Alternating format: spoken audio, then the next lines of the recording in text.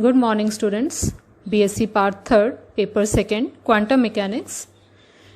Today we are going to discuss photoelectric effect and its explanation given by Albert Einstein.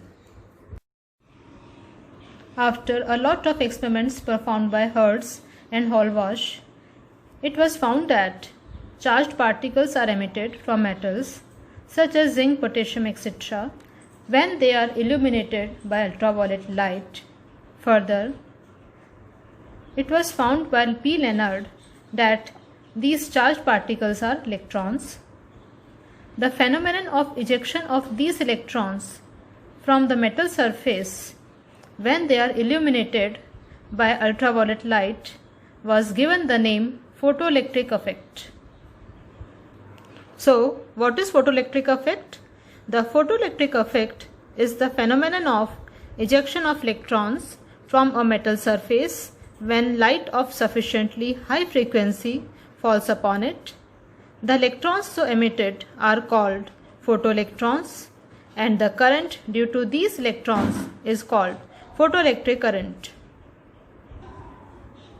Hertz, Hallwachs और Lenard ने यह सिद्ध किया कि जब भी मेटल सरफेस पर अल्ट्रावायलेट लाइट गिरती है तो उसमें से आवेशित कण निकलते हैं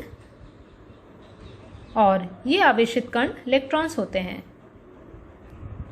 the experimental arrangement of the photoelectric effect is shown in the diagram. यहाँ एक इवैक्यूएटेड क्वार्ट्ज ट्यूब है जिसमें दो प्लेट्स हैं P1 और P2. Plate P1 photo electron को एमिट करने का काम करती है और प्लेट P2 फोटो इलेक्ट्रॉन्स को कलेक्ट करने का काम करती है. इन प्लेट्स को पोटेंशियल डिवाइडर की मदद से बैटरी से जोड़ा गया है. फोटो इलेक्ट्रिक प्लेट P1 पर प्रकाश या लाइट आपतित की जाती है. धारा का मान ज्ञात करने के लिए माइक्रो एमीटर लगा है और वोल्टता का मान ज्ञात करने के लिए वोल्टमीटर लगाया गया है. The observations of these experiments are as follows. First, when monochromatic light of high frequency is incident on the photocathode plate P1, photoelectrons are emitted. This photoelectric current is measured by a sensitive microammeter for different values of applied voltages. The photocurrent initially rises and then saturates. The measurements are repeated for different intensities and different frequencies of incident radiation. When the collector plate P2 is kept at a negative potential, photoelectrons are repelled by the collector plate P2 and current decreases because few electrons can reach the collector plate P2. जब high frequency की light photo cathode plate P1 पर incident होती है तो photo electrons निकलते हैं. इस photo electric current को नापने के लिए एक माइक्रो एमीटर लगा हुआ है जो कि वोल्टेज के विभिन्न मानों के लिए करंट का मान नापता है. वोल्टेज के बढ़ने के साथ साथ फोटो इलेक्ट्रिक करंट पहले बढ़ता है और फिर सैचुरेट हो जाता है. इन मेजरमेंट्स को लाइट की विभिन्न इंटेंसिटीज और अलग अलग फ्रीक्वेंसीज के लिए रिपीट किया गया. यह देखा गया कि जब कलेक्टर प्लेट P2 को नेगेटिव पोटेंशियल पर रखते हैं तो photo electrons collector plate P2 से रिपेल होते हैं, इसलिए करंट डिक्रीज होता है क्योंकि बहुत कम इलेक्ट्रॉन्स प्लेट P2 तक पहुंच पाते हैं. Some more experimental observations are here. When the negative voltage is increased to a certain value V0, photoelectric current drops to zero. This voltage is called the stopping potential. So, the stopping potential is the minimum voltage between the photocathode and the collector at which the photocurrent drops to zero. This stopping potential corresponds to the maximum kinetic energy of the photoelectrons. Because the photoelectrons which have the maximum kinetic energy can overcome the negative potential of P2. That is EV0 is equal to K maximum. जब negative voltage को increase किया जाता है तो photoelectric current धीरे धीरे कम होता चला जाता है और एक पर्टिकुलर वोल्टेज V0 पर आकर 0 हो जाता है। इस वोल्टेज को स्टॉपिंग पोटेंशियल कहते हैं। इस स्टॉपिंग पोटेंशियल पर केवल वही इलेक्ट्रॉन्स प्लेट P2 तक पहुंच पाते हैं जिनकी काइनेटिक एनर्जी eV0 के बराबर होती है। इसलिए हम लिख सकते हैं eV0 = K maximum। Now we will discuss these experimental results. We can see from the first diagram that for a given frequency of light and a certain potential between the plates, photoelectric saturation current is proportional to the intensity of light falling on the photocathode. Light की किसी frequency के लिए और plates के बीच किसी potential difference के लिए photoelectric saturation current intensity of light के डायरेक्टली प्रोपोर्शनल होता है। ये हम डायग्राम में देख सकते हैं जहां पर इंटेंसिटी ऑफ लाइट और फोटोइलेक्ट्रिक करंट के बीच में ग्राफ खींचा गया है जो एक सरल रेखा है। दूसरा ग्राफ कलेक्टर वोल्टेज और फोटोइलेक्ट्रिक करंट के बीच में ड्रॉ किया गया है। यहाँ भी हम देख सकते हैं कि किसी भी वोल्टेज V पर इंटेंसिटी बढ़ने के साथ साथ फोटोइलेक्ट्रिक करंट का मान बढ़ता है। यहाँ इंसिडेंट लाइट की दो अलग अलग इंटेंसिटीज के लिए ग्राफ प्लॉट किया गया है, I1 और I2, और लाइट की फ्रीक्वेंसी न्यू कांस्टेंट है। For a given frequency, stopping potential V0 does not depend on the intensity because eV0 = K maximum. So K max does not depend on the intensity of light. इस graph से ये clear है कि अलग अलग intensities पर V0 का मान बराबर है। इसका अर्थ यह हुआ कि K max का मान भी बराबर होगा। इसका मतलब K max लाइट की इंटेंसिटी पर निर्भर नहीं करता है। A graph between frequency of incident light and stopping potential V0 has been drawn here.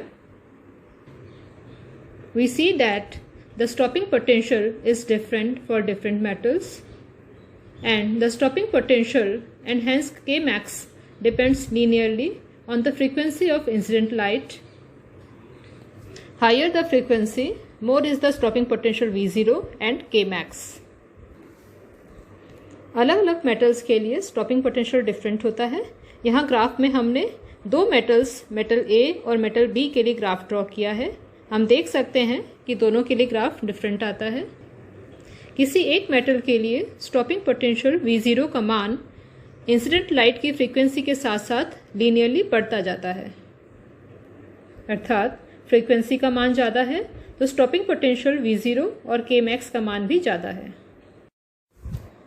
There exists a threshold frequency nu0 below which no photoelectric effect takes place, and this nu0 is different from different metals. This is clear from the graph. There is no time delay between the impact of the light beam on the photocathode surface and the beginning of the emission of photoelectrons within the experimental accuracy of about 10⁻⁹ second. Graph से ये clear है कि एक particular frequency nu0, जिसे हम threshold frequency बोलते हैं, इस फ्रीक्वेंसी से कम फ्रीक्वेंसीज पर फोटोइलेक्ट्रिक इफेक्ट नहीं होता है। यह थ्रेशोल्ड फ्रीक्वेंसी nu0 अलग अलग मेटल्स के लिए अलग अलग होती है। जैसे ही लाइट फोटो कैथोड पर गिरती है, फोटो इलेक्ट्रॉन्स एमिट होने लगते हैं, अर्थात लाइट के इंसिडेंट होने में और फोटो इलेक्ट्रॉन्स के एमिट होने के बीच में कोई टाइम लैग नहीं होता है। We have seen that below threshold frequency nu0, no photoelectric effect can take place. This can be explained by the term work function.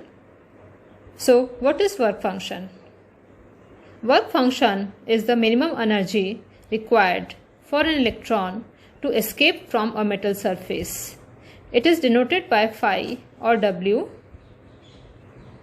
The electrons are free to move inside the metal, but they cannot escape from the metal surface because they do not have enough energy to overcome the Coulomb potential energy at the surface of the metal. This minimum energy required by electrons is called work function and it varies from metal to metal. If nu naught is the minimum frequency corresponding to this minimum energy, then we can write phi is equal to h nu dot, where nu dot is equal to threshold frequency. Work function क्या है? Work function को कार्यफलन भी बोलते हैं। किसी electron को metal surface से बाहर निकलने के लिए जितनी ऊर्जा की आवश्यकता होती है उसे वर्क फंक्शन कहा जाता है। एक धातु पृष्ठ पर उपस्थित विभव रोधिका को पार कर किसी इलेक्ट्रॉन को बाहर निकलने में समर्थ बनाने के लिए दी जाने वाली न्यूनतम ऊर्जा को उस धातु का कार्यफलन कहते हैं। यदि न्यू नॉट वह न्यूनतम आवृत्ति है, वह मिनिमम फ्रीक्वेंसी है जिस फ्रीक्वेंसी से पहले फोटो इलेक्ट्रॉन का एमिशन संभव नहीं, तो हम लिख सकते हैं phi is equal to h nu dot. यहाँ न्यू डॉट थ्रेशोल्ड फ्रीक्वेंसी है। Now we will discuss the failure of classical physics in understanding photoelectric effect. First, we have seen from the observations that below the threshold frequency, no emission of photoelectrons can take place, no matter what the intensity is. But according to the classical wave theory, the energy carried by light depends on the square of the amplitude of the wave, that is, on the intensity of the light. So, even if the frequency is less, the intensity of light can be sufficiently high to eject electrons from metal surface. So, classical theory cannot justify threshold frequency. हमने देखा था कि light की intensity का मान बहुत बढ़ा दिया जाए तब भी थ्रेशोल्ड फ्रीक्वेंसी से कम फ्रीक्वेंसीज पर फोटो इलेक्ट्रॉन का एमिशन पॉसिबल नहीं है। किंतु क्लासिकल वेव थ्योरी के अनुसार लाइट की ऊर्जा वेव के एम्पलीट्यूड के स्क्वायर के प्रोपोर्शनल होती है, अर्थात इंटेंसिटी के प्रोपोर्शनल होती है। इसका अर्थ यह हुआ कि अगर लाइट की फ्रीक्वेंसी कम है तब भी यदि इंटेंसिटी को बहुत बढ़ा दिया जाए तो वो सरफेस से इलेक्ट्रॉन्स को बाहर निकाल सकती हैं। इस थ्योरी के अनुसार थ्रेशोल्ड फ्रीक्वेंसी को जस्टिफाई नहीं किया जा सकता है। The maximum kinetic energy of photoelectrons depends linearly on the frequency of incident light and does not depend on the intensity of light. But according to the classical wave theory, the energy carried by light depends on the intensity of light. More is the intensity, more is the energy carried by the wave, and more is the kinetic energy of electrons. So, the maximum kinetic energy K max should increase with increase in the intensity of the incident light. फोटोइलेक्ट्रॉन्स की maximum kinetic energy K max frequency पर depend करती है और light की intensity पर निर्भर नहीं करती। लेकिन क्लासिकल वेव थ्योरी के अकॉर्डिंग लाइट की एनर्जी उसकी इंटेंसिटी पर निर्भर करती है, अर्थात जितनी इंटेंसिटी ज़्यादा होगी उतनी ही एनर्जी ज़्यादा होगी और उतनी ही इलेक्ट्रॉन्स की काइनेटिक एनर्जी ज़्यादा होगी। अर्थात लाइट की इंटेंसिटी बढ़ने के साथ साथ K max का मान बढ़ना चाहिए, जबकि वास्तव में ऐसा नहीं होता है। Electron emission takes place immediately the light shines on the surface with no detectable time delay. But according to the classical wave theory, the light energy is spread uniformly over the wavefront and arrives at the metal surface continuously. So, sufficient energy must be concentrated over atomic dimensions to eject an electron, and this requires some time delay. किसी surface पर light के incident होने में और electron के emit होने के बीच में कोई भी टाइम डिले नहीं होता है। लेकिन क्लासिकल वेव थ्योरी के अनुसार लाइट एनर्जी पूरी वेव फ्रंट पर स्प्रेड होती है और इलेक्ट्रॉन को इसका कुछ ही अंश प्राप्त होता है। इसलिए कम इंटेंसिटी की लाइट से इलेक्ट्रॉन को सफिशिएंट एनर्जी लेने में कुछ समय लगना चाहिए, जबकि ऐसा होता नहीं है। So, classical wave theory fails to explain the existence of threshold frequency, the linear dependence of maximum kinetic energy of photoelectrons on the frequency of incident light, and non-existence of time delay. Einstein gave the concept of quanta of energy and explained all these experimental results. According to Einstein, the light consists of discrete energy quanta which can only be produced and absorbed as complete units. The energy of each quantum of light of frequency nu is E is equal to h nu, where h is Planck's constant. The quantum of light energy is now known as photon. If the energy of incident photon is greater than the work function phi, then the electron is ejected out of the metal surface. So, the number of electrons expelled out of the metal surface is proportional to the number of incident light quanta. So, we can write K max is equal to h nu minus phi. Einstein के अनुसार प्रकाश की ऊर्जा पैकेटों में होती है जिन्हें quanta कहा जाता है। न्यू फ्रीक्वेंसी के प्रकाश की ऊर्जा का क्वांटा को हम इस प्रकार लिख सकते हैं E is equal to h nu. Light energy के एक क्वांटम को फोटॉन कहा जाता है। अगर इस फोटॉन की ऊर्जा वर्क फंक्शन से ज़्यादा है तो इलेक्ट्रॉन मेटल सरफेस से बाहर आ जाता है। अतः मेटल सरफेस से बाहर आए इलेक्ट्रॉन्स की संख्या फोटॉन्स की संख्या के प्रोपोर्शनल होती है और इलेक्ट्रॉन्स की maximum kinetic energy K max को हम इस प्रकार लिख सकते हैं K max is equal to h nu minus phi. If h nu is less than phi, photo electron emission can not take place. अगर h nu का मान फाई से कम है तो फोटो इलेक्ट्रॉन का एमिशन पॉसिबल नहीं है। वर्क फंक्शन फाई को हम h nu डॉट के बराबर लिखते हैं, इसलिए K मैक्स को लिखा जा सकता है K max is equal to h nu minus h nu dot और EV0 is equal to h nu minus h nu dot. Equation first और सेकंड आइंस्टाइन्स फोटोइलेक्ट्रिक इक्वेशन कहलाती हैं। EV0 is equal to h nu minus h nu dot होता है, इससे V0 का मान निकल जाता है। V0 is equal to h upon e nu minus nu dot. Equation 3 है V0 is equal to h upon e nu minus nu dot. इस इक्वेशन से अगर V0 और न्यू के बीच में ग्राफ प्लॉट किया जाए तो वो एक स्ट्रेट लाइन आता है। इस स्ट्रेट लाइन का स्लोप होगा h बाई ई और इस स्ट्रेट लाइन से वर्टिकल एक्सिस पर जो इंटरसेप्ट बनेगा वो होगा h new dot by E. यह ग्राफ चित्र में दिखाया गया है।